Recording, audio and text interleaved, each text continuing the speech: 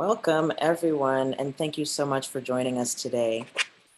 We're very, very pleased to have you join us for the discussion of A Spy in Plain Sight by Liz Wiehl. Oops, I went backwards now. For those of you who are brand new, we are Lost City Books, an independent bookstore in the heart of Adams, Morgan, and we specialize in used, new, and rare books. Our new space, since renovating in 2020, generates engagement and enrichment from the surrounding community, inviting artists, activists, organizers, of course, authors, and educators, many of which are reflected in our staff from the area to share their knowledge and skills. My name is Shady Rose, and I'm your host for this evening. I'm very pleased to be here. Liz Wiehl is one of the nation's most prominent trial lawyers and highly regarded commentators. She is a regular commentator for CNN and appears often on CBS, NPR, and other news outlets. For 15 years, she was a legal analyst and reporter on the Fox News channel. Prior to that, she was the co-host on the nationally syndicated show, The Radio Factor. She was also a tenured law professor at the University of Washington School of Law in Seattle. Prior to joining the Fox News channel in New York City, Wiehl served as a legal analyst and reporter for NBC News and NPR's All Things Considered. Before that, Wiehl served as a federal prosecutor in the United States Attorney's Office. Wiehl earned her Juris Doctor from Harvard Law School and her Master's of Arts in Literature from the University of Queensland. Wiehl is also the author of over 19 books.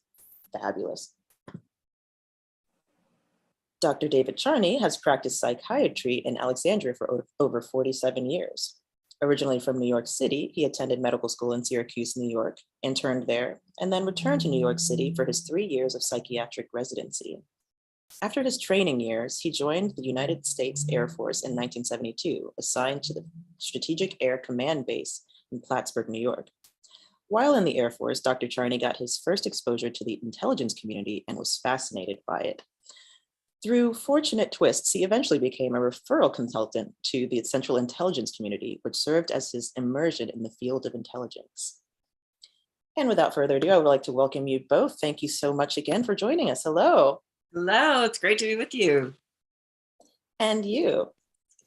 Nice to be here also.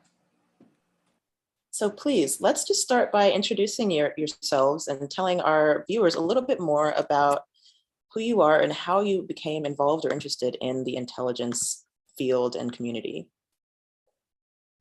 You want me to start, Shady? Yes, please. Okay.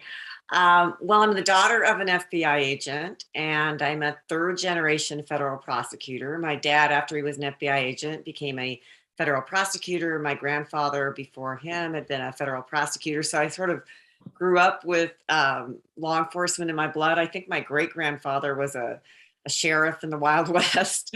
So it's just sort of ingrained in me. My mother was immigrated from Denmark. She was an English teacher, got her PhD in English and taught, Americans English. And so I think between, dinner table conversation with my dad talking about getting the bad guys and my mom correcting my grammar, I was sort of doomed or destined to become a writer of mysteries and now this nonfiction. And Hansen always had interested me just because my dad spoke about him. I certainly heard about him. His arrest was huge news. And I wanted to know more about that black mark against the FBI that, was so personal to so many of us who work in the federal family.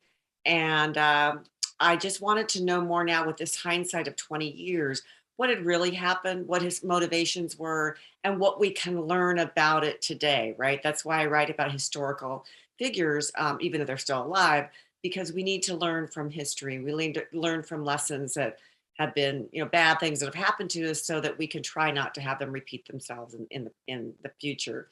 And in the course of doing this research, most of which I did during the height of the pandemic for about 2 years, I was fortunate enough to get a hold of Dr. David Charney, who spent, and I'll let him speak for himself, but who spent, a year with Hansen a couple of times a week, talking to him as a psychiatrist. And we had some fascinating phone calls, Dr. Charney, and it just really gave me, because I'm not a medical person, and it gave me, that insight that I needed into his mind, into Hansen's mind. So I'm still curious, and I still want to hear more about what Dr. Charney has to say. Is it my turn now? Yes. Okay, well, as was mentioned in that brief bio, my first intro to the intelligence field was when I was in the Air Force. I was at Andrews Air Force Base, not far from NSA. So got a few people from there that I met with. And when I separated from the Air Force, I had the idea that it would be kind of really interesting, given that I was going to settle in Old Town Alexandria, that I would offer myself to be a consultant to the biggest intelligence agency that was not too far away. That would be the CIA.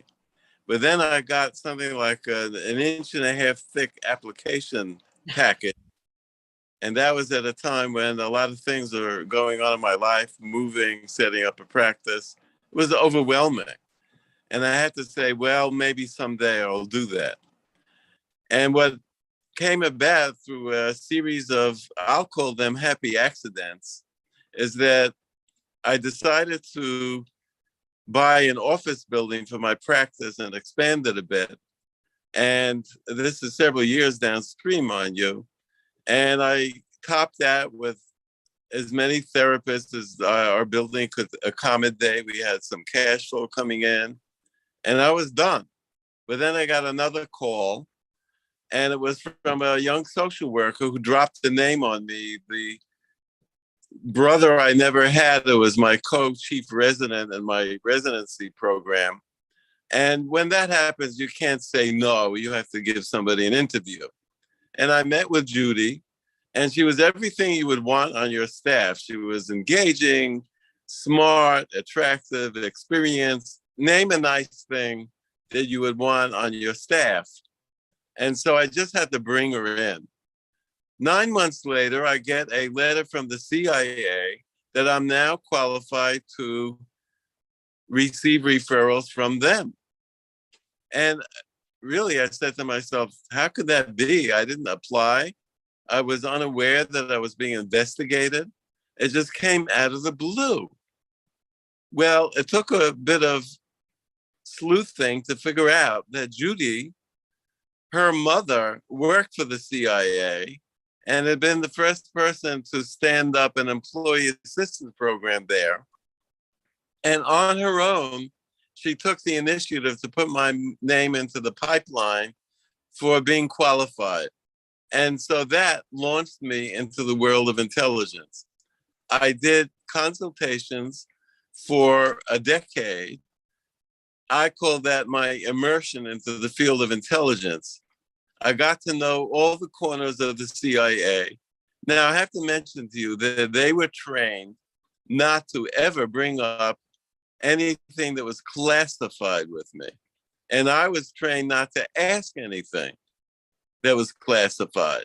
So what I absorbed was more about the people, how they went about things, what the culture was and all that. And that gives you quite an insight into what that whole world is about. The next thing that happened is that I had some other psychiatrists working for me as moonlighters, meaning that they only worked a few hours at night. That's why they call it moonlight.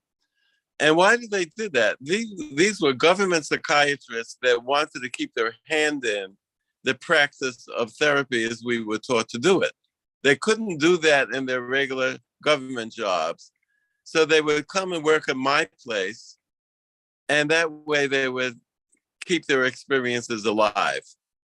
And one of them worked for the State Department.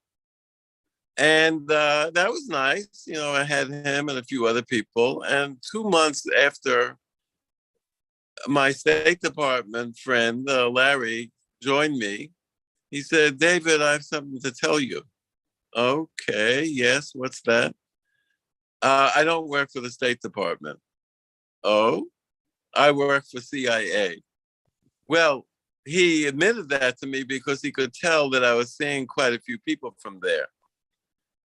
2 months later, he says again, David, I have something to tell you. Okay, what is it this time? He was playing squash with a lawyer friend of his the previous weekend, and that lawyer told him, Larry, we had a very interesting case come into our field, and we would like you to consult. It's an FBI special agent who turns out to be a KGB spy. And Larry said, oh my gosh, that is quite interesting, but I have a conflict of interest. But I think I know somebody who might be able to help you. Well, that was me. And that was how I got into my first spy case, Earl Pitts.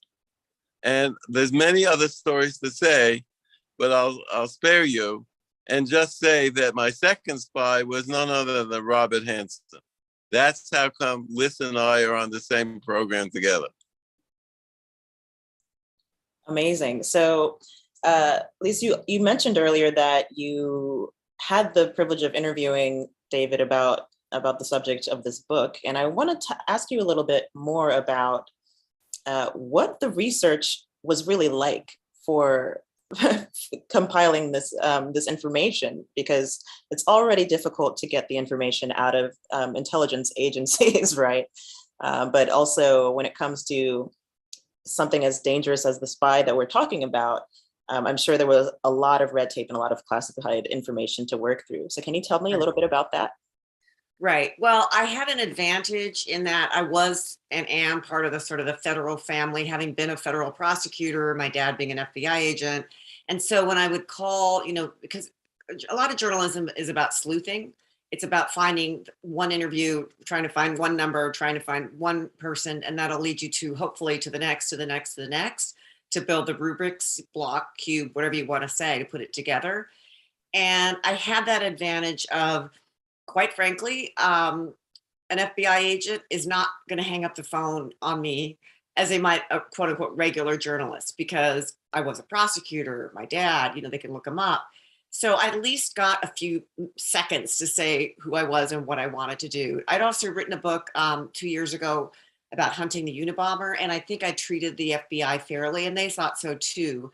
I gave them heck where I thought they were, bad at their investigation, but also praised them where I thought they should.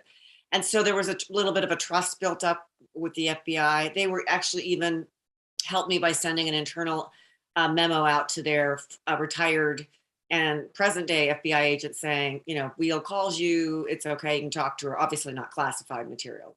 And in all of the interviews I had to deal with, because you're exactly right, Shady, that line that they had to walk, the agents did, between giving me information and telling me what is still classified, because some of it still is classified material. So it was a difficult process, a lengthy one. It took me over 2 years to do all of these, do my investigation, do all of the interviews. And that's not even talking about all the reading material about just the primary sourcing, which I think is what makes, for me, books interesting, is when you're writing history, your primary sourcing, you're getting it from the mouth of the people that were actually involved, that actually knew the guy, knew the character that you're writing about. And so it was really a labor of love. And I was interested to begin with. And the more that the interviews that I got, the more I became interested, from, all of the disruptions that he caused to an analysis of why it happened and maybe why it's happening again. And how do we forestall that from happening? That's astounding to me, because the sort of digging that you have to do and the expose and the types of people that you're talking to, David, and you were among those people interviewed about this. So you're creating, Lisa, an overarching picture from the outside, but you have these sort of special pathways into the story that no one else really could access. So can you tell me a little bit about, for example, when you were interviewing and talking to David about this, what are the first and most important pieces of information that you had to verify or had to dig out from sort of under that boundary? Well, as I recall, I got David's number from Patricia McCarthy, who was the widow of Brian Kelly, the CIA agent who was wrongfully targeted.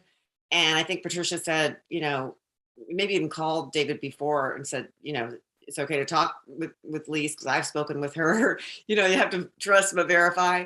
And so we made an appointment, and I was able to get, we actually spoke to Dr. Charney a couple of times, as I recall. And I wanted to know, primarily from a psychological point of view, motivation and what made him do it. And did he express regret? And how could he, this was a big one, how could he reconcile this outward persona, which he gave to everybody? Strict Catholic, Opus Dei, went to mass every day, had kids in parochial school, said the Russians were godless people and commies and hated them and all of that. How could how could a mind justify that? How could it compartmentalize that? We all know that we compartmentalize in our life, but I thought this was one of the most extraordinary examples of compartmentalization. And I'll let Dr. Charney speak to that, because he and I agree, I think, that Hansen was a great compartmentalizer. Mm-hmm. Dr. Charney, can you expand on that a little bit? Yes, I can. When people ask me about Robert Hanssen, the very first thing that I bring up is precisely that very word, compartmentalization. Because I have not encountered anybody in my life, professionally or personally, that had such an extreme version of that tendency. Now, just to make a point that we all do it, we all have to do that to survive. I'll give myself as an example that during my workday as a regular psychiatrist, when I'm meeting with any of my patients, I've got to be just with that person and be thinking about him or her and not thinking about the previous appointment or the next one. And I've got to do that through my workday. If I didn't learn how to do that, I wouldn't be able to survive. And that's just an example, because I say we all do that because we have certain roles that we put on and different relationships. So we have these little compartments that vary quite a bit sometimes. But the extremity of how far Robert Hanssen went in this fashion blew my mind away. Mm-hmm. That's why when people ask me about him, that's one of the very first things that I bring up, because that stood out above all the other factors. And Dr. Charney, if I could just jump in there just for a second, how we spoke about this. Did you ever, in your mind, figure out how he could compartmentalize to such a degree where, on the one hand, he's this devout Catholic, and on the other hand, spying for the Russians, betrayal of his oath, betrayal of his country? How was he able to compartmentalize that to such an extent that he could live with it? Well, that's an excellent question, and I wish I had an excellent answer. I don't. If we had a bell-shaped curve, he would be 3 or 4 standard deviations beyond the normal. And how a person is able to carry that off so adroitly, I do not know. But there are a few things that we could say about that. And that is, people need to operate their lives by having, let's call them useful rationalizations of a higher order that to them makes sense for justifying all these different things that are incongruous, they don't fit together. So, for example, and this is not unknown with some of the other spies that I'm familiar with, when somebody is passing along information to one of our enemies, like the KGB, is there a way to rationalize it? And the answer is yes, sure there is. In some fashion, it can be viewed as giving information to the other side that by setting boundaries on what our plans and ambitions are, that we reassure them that we don't have the most malign sort of plan. So in that sense, it works for, get ready, world peace. Now, do we buy that as making sense? Not particularly, because let's throw in another point, which is, while he may have felt some reassurance that in a higher morality, he was doing the right thing, there were close to a dozen people that were killed, executed by the Russians, who were caught because of his betrayal. Now, how do you smash that into the higher morality of things? If you have a highly compartmented mind, you can do that too. How? Well, if you're a military officer and you've got to take that hill, you might want to set up a feint where a small number of your troops go sideways to make the enemy feel that that's where the attack will come from. And you have your main reserve that will go forward once the enemy is distracted. And you know, as an officer, that several of those guys that are doing the feint are going to get killed. But in that case, so Dr. Charney, you're being led by a higher up, by your general, by your colonel, by somebody. It's not. I mean, Hansen went to the Russians. He went to them in his first year at the FBI. It wasn't like he was coerced. It wasn't like anything like that. So I understand the military analogy, but I'm not sure it fits because it's him. He's deciding all of that, and and deciding that these people are going to seek their death. But I will agree with you in that warped mentality of seeking thinking he's doing something for the greater good. Because I've seen that with other criminals, and I always talk to people about, you have to, when you're analyzing criminals, and I mean from a prosecutorial standpoint, I wouldn't tread on your steps at all. You have to think like a criminal, if you would. You can't think like we all do here, nice, kind people, leading normal lives.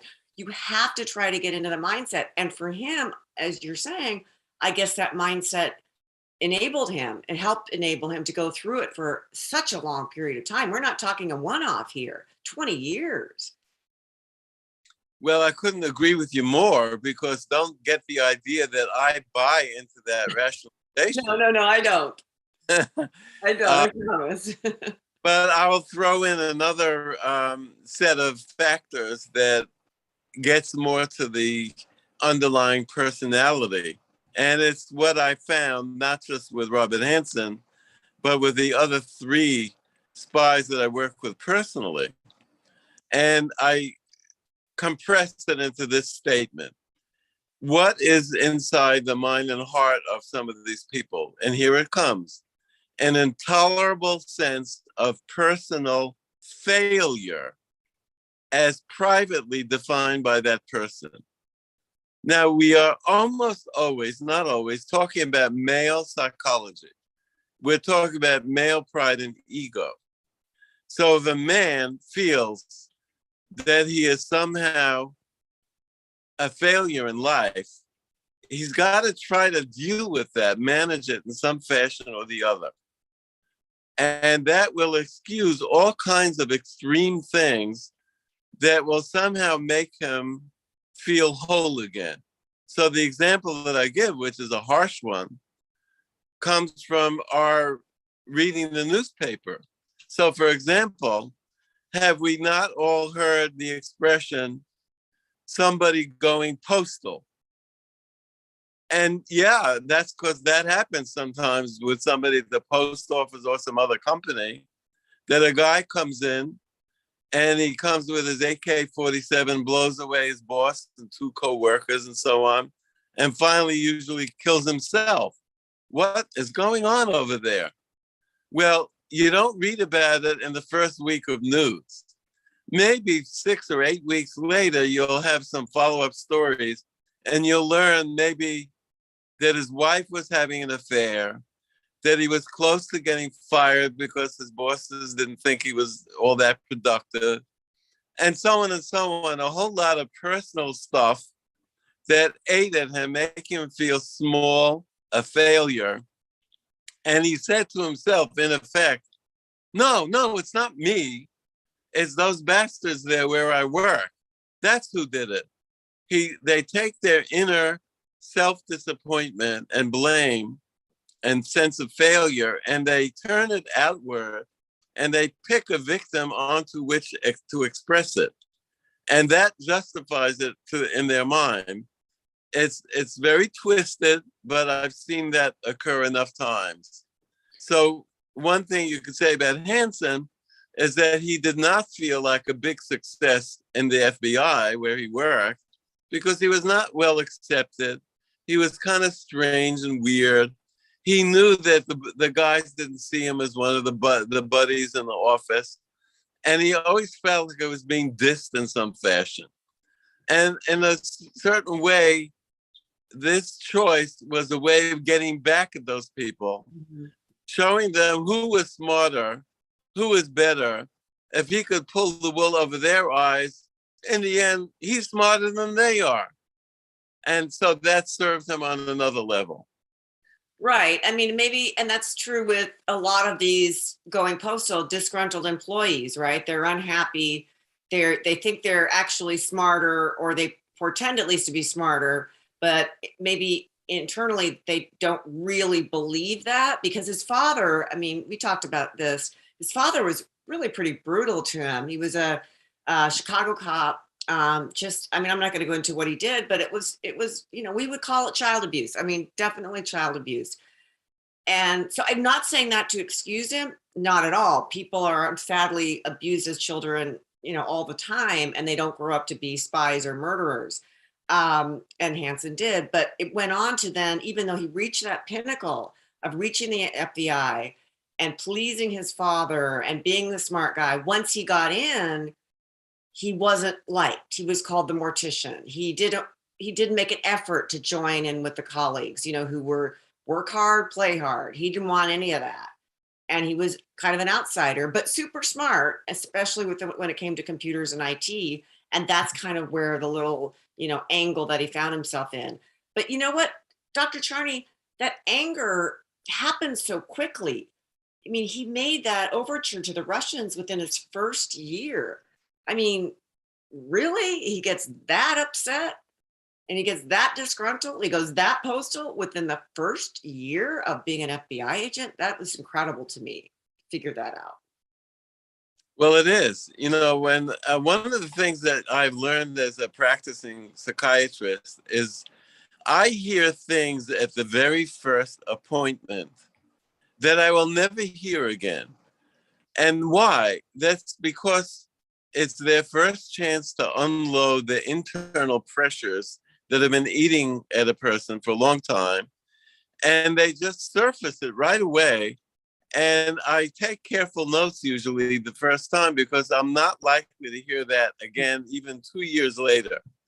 Now, so when I met for the first time with Robert Hanssen, I was very interested to discover what was the first thing that he would bring up with me. The very first topic.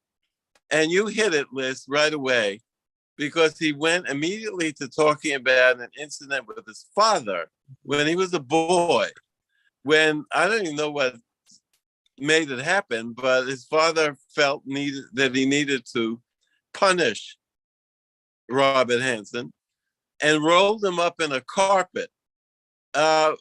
He must have been a young teenager or something. So it was like a very humiliating and awful thing in his mind. And that was the very first thing that he brought up with me, which led me to understand that he already was sensitized to the idea of being treated in a way that made him feel small and diminished and criticized and made fun of.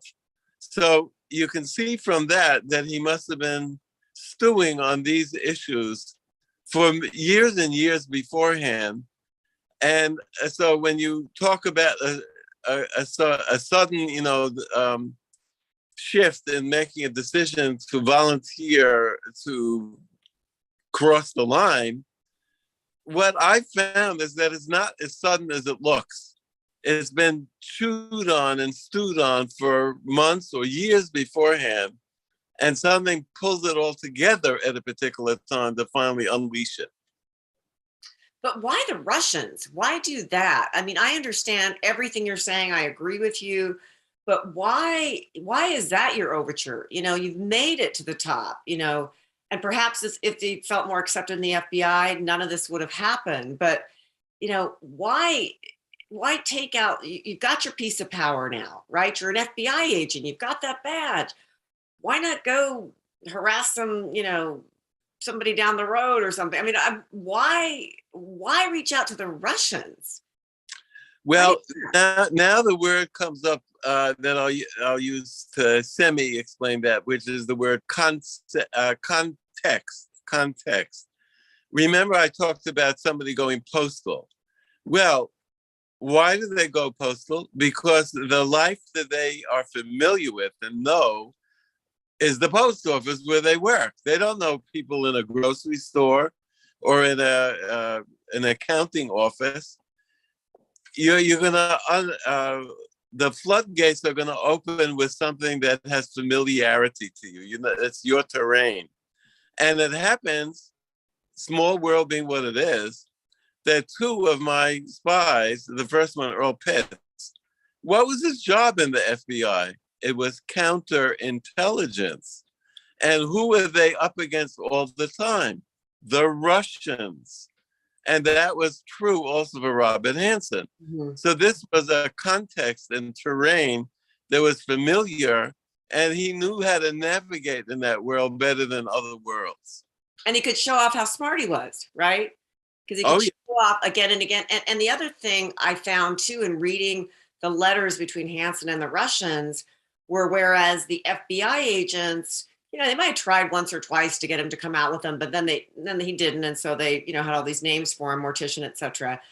On just the flip of that, the Russians, I mean, his handler, Chekashin, these flowery, familial, letters, warm letters about how wonderful Hanssen was and what a great friend he was and how much he was doing for them. I mean, they want to make me puke, but I saw it in that. I thought the Russians are playing him. They didn't know it was Robert Hanssen. They never knew his name until he was arrested, really. But they're playing him. They're getting at exactly what he needs, which is that sense of I'm smart, I'm loved, I'm accepted. I saw that this is a little bit of a switch, but when I wrote a book about Manson, I went to Tex Watson's last parole hearing. Tex Watson is the guy that actually, committed the murders. And when asked about why a good God Christian, fearing boy like that from Texas would come to California and commit these heinous crimes, he said, Charlie showed us love. We were a family. These were the words from a man of this, horrible killer. But he needed love. He wanted to be appreciated. And I think that's a lot of Hanssen as well. I think you're very much onto it, because that is so true. The job of a handler is a little bit like playing a violin. They have to have skills of noticing what it is that a person needs and supply that to a point where you and I might get a little nauseated. Exactly. It's so transparent, right? Yeah. You're so hungry for that. You're not thinking about that point. You're just thinking, oh, here's finally somebody appreciates my brilliance. And you're just hungry for it. And what it also reminds me of, because I conflate the two oldest professions, one being spying, of course, and the other one being prostitution. And guess what the job of a pimp is? Very often at the beginning, not in all cases, but to tell the girl, what a beautiful person she is, and so lovely, and so all these fine qualities. And that's the way that they can lure somebody in with that. Also, that lack of appreciation that typically these girls have not had. They come from broken, horrible families. So they get some of that. And then like a handler, a handler also at times has to shift from being that warm, fuzzy, loving person to, I think of it as tugging on the leash. Mm-hmm. Because what you want from your spy is productivity. You want to get that material. And when your spy is slacking off a little bit, at times you have to tug on that leash But then the next thing you love him and oh, he did such a great job with his latest product. Same thing with pimps and prostitutes. Hey, Shady, I realize you haven't been able to get a word in edgewise here, so step in. Sorry. No, absolutely. So you've just created this incredibly illuminating profile of this man, of this spy, and given really good and convincing arguments about what his motivations were and how he ended up in that situation, why he turned to the Russians. And I think just listening to the two of you kind of break it down has definitely at least convinced me of this picture. And the thing that I want to know a bit more about is, at least as a part of your research, you must have had to kind of dig deep into the impact of the intelligence that he was passing on to the Russians, and I think we lost David, and the sort of the damage that he did in that position. Can you talk a little bit about that and how he was able to insinuate himself there, and what the repercussions were? Horrendous. The very first intel that he gave over to the Russians, this is now in the early 1980s, was the identification of one of our, if not our major asset in Russia. And by Russian asset, you understand what I mean is that somebody in Russia that we have flipped that is working for us. We're paying them, they're spying for us. And we need those people, especially in Russia, China, North Korea, because, you know, diplomacy and all of that, diplomatic channels, wonderful, but we're never going to get everything we need from an intel perspective from those diplomatic channels. So we rely on these assets. So the first thing he hands over to really cement his name with Cherkashin, his handler, is the identity of this guy named Polyakov, or Top Hat was our name for him. What happens? The Russians execute him in the most heinous and horrible way. They make a videotape of that execution, and, you know, so to deter other people from wanting to be spies or would be spies. So, and there are many like that over the years. That's human life, and that's bad for the families, obviously, of these people, but also horrible for our intel. When we finally realized, and by we, I mean the FBI, finally realized that there was a mole somewhere within the FBI or the CIA, it was because they'd lost almost all of the Russian assets. We simply weren't getting information in from Russia. The dollar amount, that's incalculable, that, you know, those people are dead. The dollar amount back in 2001 was put at about $10 billion in loss. Now that's top secret information about nuclear capabilities, about where the president and the vice president are going to be at certain times and upcoming dates, you know. So they put a $10 billion figure on it with a B. I'm not sure you can. I mean, the damage is so great. And there's no joke about the subtitle of this book, America's Most Damaging Spy. I mean, still to this day, in as far as time as length, he did it 20 years, and the amount of destruction for which he got paid relative pennies, you know, $10,000 here, $50,000, not that that's pennies, but, you know, this wasn't a guy that was paid $7 million like the Russian who turned him in got paid and is now in witness protection. So I'm with Dr. Charney. When people ask me about the motivation, they say, is money it? I said, well, money's part of it. You know, he lived in a fancy suburb in Westchester, and also in DC when he moved there. I needed money for all these kids to go to parochial school. FBI salary isn't the greatest, but that would never, and Dr. Charney can correct me if I'm wrong, I don't know that that was even the major motivator. I think it was all of these other things. The money was nice. He had cash under the mattress, but it was feeling disgruntled, feeling like it was just I'm the smartest guy in the room and I can't show it. The love that he was feeling for the Russians. And then, as Dr. Charney so eloquently put it, this warped sense of perhaps I'm doing this for the greater good. You America, you don't know what's good for you. I'm going to show you the way, Bob Hansen. I'm going to show you the way. Warp, but I think that was a big part of it. Would you say that that you sense, or you could sort of detect that there, you know, you talked a bit about the ego of this person, that just the ability to influence at the global scale from a person who felt so unimportant, previously in life. Now he's influencing at the global scale, moving, shaking the movements of actual nations.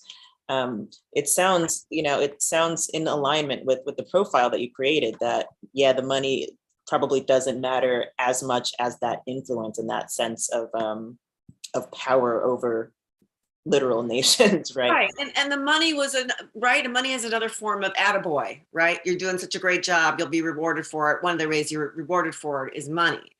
But I don't think that led him to begin spying, and I don't think that would have kept him going for so long, especially in the context of this, devout, almost severe Catholicism that he pretended to have. I think that would have just been too great a dichotomy and a personality. And again, I'm not the psychiatrist, but as a layperson, that just makes a lot of sense to me, that it wasn't just the money that was part of it. And that was gratifying for him, but that was not the main motivator. I have my own way to describe that. And I put it this way: I'm going to ask a question, and I'm going to ask you if you're satisfied with the answer. Here's the question. Uh-oh. I feel like we're on a couch now. This is everybody to think about, not just you. Why do people eat in gourmet restaurants? Here's my answer. Are you satisfied with it? Because they're hungry. No. So every time a spy is caught, every single time, the FBI always pulls out the first explanation: they did it for the money, greed for the money. And my attitude is that is fundamentally wrong as a psychiatrist, based on that question that I just asked. Money is always there. Sure. It's always there. So it's not telling you anything that you didn't know already. You've got to dig deeper. The book and what we're talking about is the digging that I think is so important to be done. Now, can we talk a little bit about the people surrounding Hansen and the people that he worked with, the people that he was stealing information from and passing it along to the Russians? Liz, did you have the opportunity as part of your research to interview some of these people and sort of gather what their working perspective was during this sort of lengthy time of being essentially spied on by a colleague? You mean his FBI colleagues, right? Yes. Oh, many of them. Practically all of them. Well, not all of them, because it was, it's in there for 20 years, but I spoke to people in Chicago. I spoke to people in DC. I spoke to people in New York. I spoke to his best friend, before even becoming an FBI agent, and this whole James Bond. That's because one thing we forgot, the whole James Bond part of it.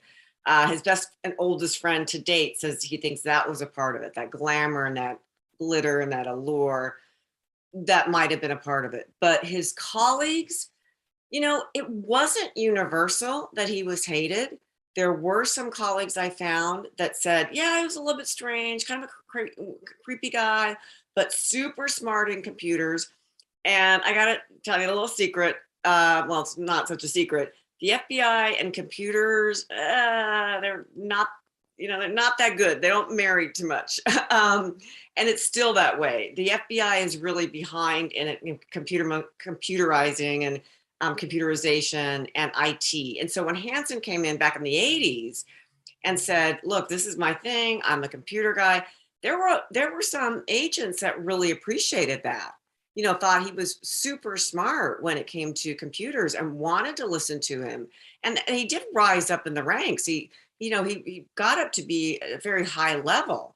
So you don't do that unless you have some friends. And there were a few people that actually still, not to this day, only Hoshauer really, but at the time liked him and appreciated him. So it wasn't universally that he was hated. He just went into this whole area of this computer. And in fact, I'll give you one example where, and this is a fabulous psychological thing for me too, why the FBI didn't look at itself. Here Hansen goes at one point and he hacks into the computer of one of his colleagues at the FBI. He gets caught, and his response is, "Oh, I did that on purpose because I wanted to show you where our weaknesses are in the computerization and, here at the FBI, and now I'm going to fix it." And the FBI believed it. I mean, really, one of your agent hacks into another colleague's. There's no acceptable reason for that. None. That was incredible to me. I call them puffs of smoke in the book, where there were all these clues that were building up over the 20 years, and nobody really paid attention to them. But that's a whole other psychology, why the FBI didn't police itself and didn't look internally. They didn't want to think it could be one of them because they trust each other so much. Mm. Interestingly, so we spoke a little bit at the beginning about how you, Lise, have written fiction as well. And I want to know, as you're arranging the pieces of this story and doing the research, gathering the information, what were the differences between the spy in reality and the spy that actually existed, had that impact, and the spy that maybe the layperson will know from the stories, from the movies? Right. Because the average person thinks of a spy, they're picturing, some sleek so-and-so James Bonding their way through the government. So right? unlike James Bond. I mean, I like to watch a good James Bond. I love it. It's fun. All the car chases, everything's great. But this guy was kind of a dork. And, his spying was very low tech. He would Xerox, sheets of paper right outside of his office, stuff them in his briefcase, and walk on out of there. Now, you wouldn't need to do that today. You just put something on a thumb drive, put it in the cloud, walk out. No one's the wiser. But he was literally copying stuff off at the Xerox machine. And the drops that he made with the Russians, they were often just communiques that were made with his handler about when a drop would happen. And then he would say which park it was going to be near his home. And then there would just be either a vertical white marking on a tree or a horizontal one, like come and pick it up, or it's dropped now, or I'm ready for my money, whatever it was of the day. But this is not exactly high tech, spyware we're talking about here. Right. And so when we're learning about this figure and learning about, what the reality of this kind of spy is like, do you think that there must have been, but can you describe what you think have been the learning points from, for example, the FBI, but also intelligence agencies to be at all? Like, what do we learn from this 20-year experience? Yeah. Well, we learned that, trust is important, and you do need to be able to trust your colleagues, but to coin the phrase, trust but verify. And that hadn't been done. Like, Hansen got through the FBI for 20 years without a single polygraph, without a single update on his financial background or background check at all. I mean, when I was a federal prosecutor in my 5th year, a full new background check had to be done, unbeknownst to me, but I knew what was going on because, people would tell me they had been talked to by the FBI. And that was important because when I'd first been hired, maybe I wasn't susceptible to blackmail. Maybe in year 4 or 5, something happened in my life where I could be, and they needed to know that. I joke about this, but it's true. I did not eat poppy seed bagels. Why? Because the poppy seed can show up as an opioid in a urinalysis. And I knew any day I walked into that office, I could be subject to a random urine test. And the same with the polygraph. So Hansen never had any of those, sort of safety mechanisms. That has changed now. Now those things are done, and they need to be done very stringently. It can't just be passed off. I've let some old, retired FBI agent, and I shouldn't say this because my dad has done some of these. I mean, he does a great job, but some of them others maybe don't do such a great job in those background checks. They should be a high priority. It's important.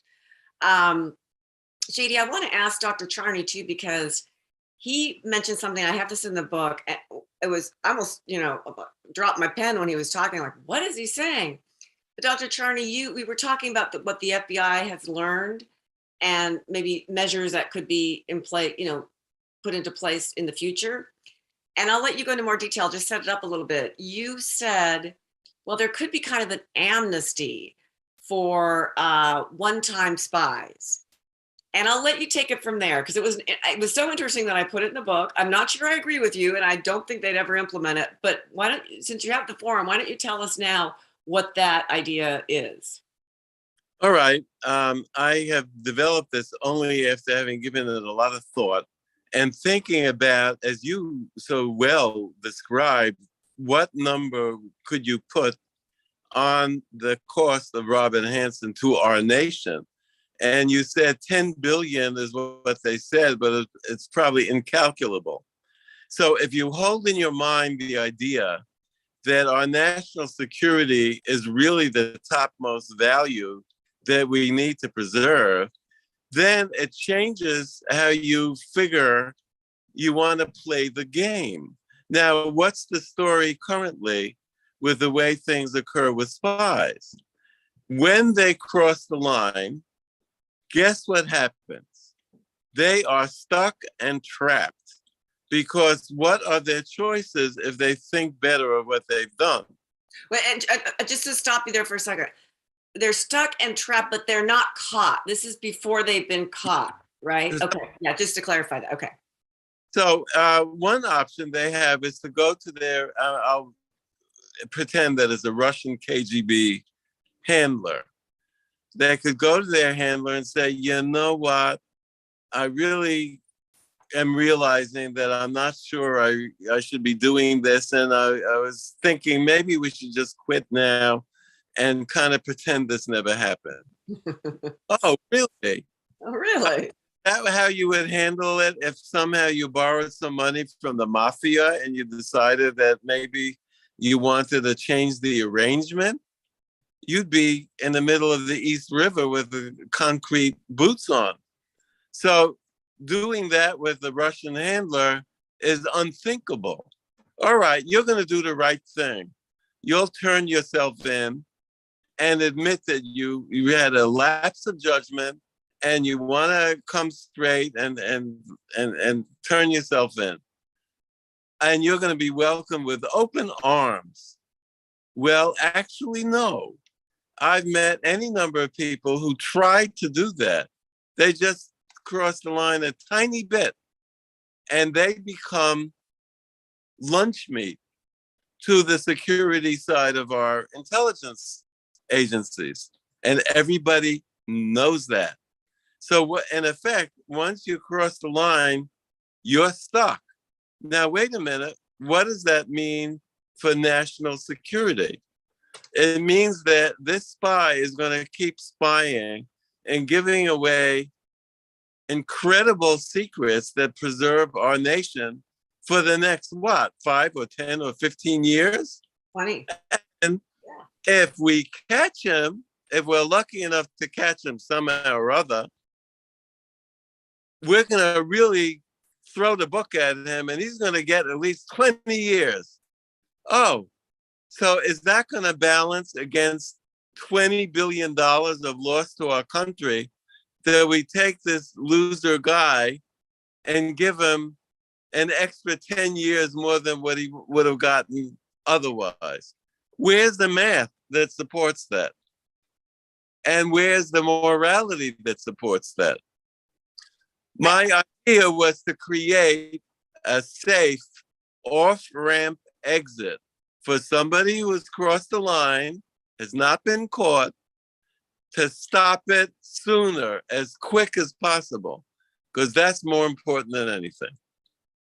I think it's a very interesting idea, and I understand the psychology behind it. I just don't think I doubt law enforcement would do that. And I think it's also because trying to identify that person who's only, as you say, crossed that line a little bit once, what's to keep from anybody from saying, who's done it maybe 3 or 4 times, saying, oh, it was only that once. I certainly didn't do those other times. That was somebody else, and getting someone else caught in the matrix. You know, I mean, I just think it's a fascinating idea. I just don't know how it would work in reality. In reality, I never set a limit that it'd only be one time. What about a spy who's done it for 10 years? Would that mean that I wouldn't want my system to be used with that guy? No, I would. So there's no time limit on it because I'm always thinking about one thing. What is the safest thing for our national security? Well, and that's what happened, not with Hansen completely, but he could have been facing and was facing the death penalty. I mean, there was going to be no insanity defense because he knew right from wrong. He knew what he was doing was wrong. And we've even talked about this. So no insanity defense. He was looking at death. And the attorney general at the time said, wait a second, it's more important for national security. It's more important that we get national security than we, get our pound of flesh, literally. And to debrief him after time and a time, debrief his wife and get as much information as we can, because we don't even know what all he's given to the Russians. So that was a calculated decision made. He didn't get off scot-free, obviously. He's doing his rest of his life in solitary confinement, 23 hours in the Supermax, along with the Unabomber and El Chapo, but at least he didn't die. At least we didn't execute him. So let's talk about amnesty. Let's talk about the reality of the death penalty, even though it's thrown at all these spies. I know that. But who were the last spies that were actually subject to that? It was the Rosenbergs. And that was in the late 50s. Has it ever been done again? The answer is no. So really, I call these negotiations between the government and the defense attorneys a kabuki play. Well, what do I mean by that? It's not really what it sounds like on the surface. The death penalty will never be imposed. Really, what they're trying to do is negotiate the best results from the damage assessment that's done after the plea agreement is worked out between both sides. Now, what did Robert Hanssen want more than anything else out of that negotiation? He wanted somehow to keep alive his relationship with his wife, Bonnie. Now, talk about compartmentalization. But please understand this was really true, that he had to somehow preserve as much as he could something that would benefit Bonnie so that in the end she would continue to be tied with him and think well of him, that he would stretch so far to protect her. Well, at the same time, he's giving pornographic images of her to his friend Jack Hochauer in Vietnam. And then when Jack comes back, he says, we can put a little peek hole in the shower here. I mean, come on. I mean, I know that's what he said to you, and I understand that, but I look at actions, and he was horrendous to Bonnie. I mean, really bad. And when Bonnie caught him early on spying and with his cash, he said, "Oh no, honey, I'm not cheating on you." He was, but I'm spying for the Russians. No big deal. I mean, he brutalized her. I mean, I'm not saying he physically hit her, but he emotionally brutalized her. Can't argue with that. I agree. That's why I said from the beginning, as we started, he is the most compartmentalized guy I've ever run into. Because even though everything you said is true, I know the number one thing that he wanted to preserve in terms of negotiating with the government was to protect Bonnie from, one, also being accused of spying, and number two, to preserve some sort of an income that would keep her sustained. Now, does that all add up? No, it doesn't. No, it doesn't. We are complex people. Yeah. And so A Spy in Plain Sight is a portrait of an incredibly complex person in an incredibly complex context, as you mentioned earlier.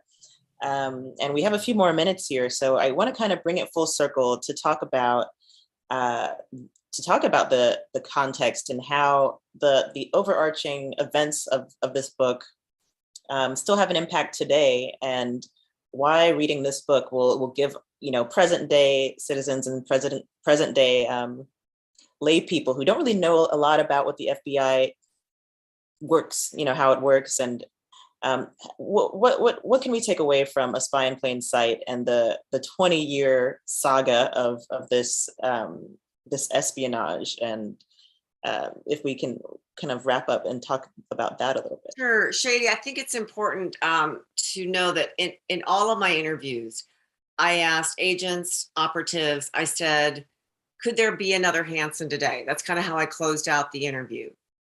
And I was shocked when, to a person, I mean, every single one of them, and I'm talking as high up, you know, the very highest of the CIA and the FBI, said yes. And then some of them, unprompted by me, said, and there probably already is. So you want to talk about relevance today, especially with what's going on in Russia with vis-a-vis Ukraine?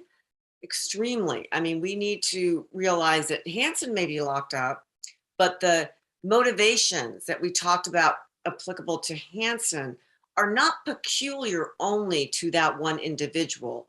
Disgruntled employee, feeling like he's the smartest guy in the room, sad, abusive childhood, likes the glamour and glitz and glory, needs money.